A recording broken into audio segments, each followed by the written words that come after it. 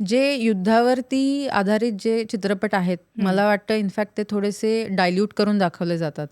कारण की मिर्च मसाला म्हणजे मिर्च मसाला लावला जातो, पण जे तिथे असलेल्या व्यक्तीला जे वाटत असेल ते ह्याच्यापेक्षा कैक पटीने जास्त वाटत असेल.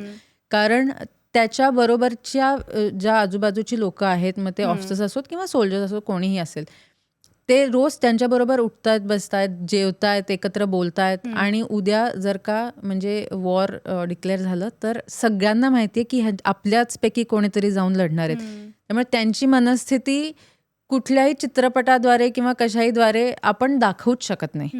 तुम्ही जसं त्याग म्हणालात, तो म्हणजे समोर तो सगळं दिसतंय की आता पुढे काय होणार आहे, मला नाही माहिती उद्या ही व्यक्ती मला भेटेल, नाही भेटेल, काय असेल.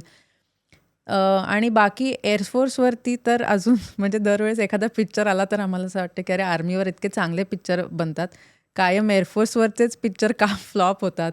किंवा फायटरमध्ये आता त्यांनी जे खूप सारे स्टंट्स वगैरे दाखवले ते डेफिनेटली म्हणजे थोडेसे मिर्च मसाला होता त्याच्यामध्ये.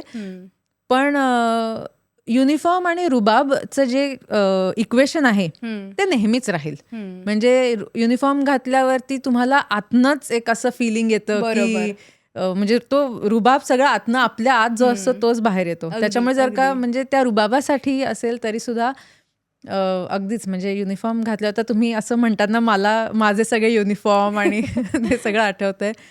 पण एक खूप वेगळं फिलिंग असतं. रोज उठून तोच युनिफॉर्म घालून ऑफिसमध्ये जाताना ऑफिसमध्ये जाताना असं वाटायचं की नाईस.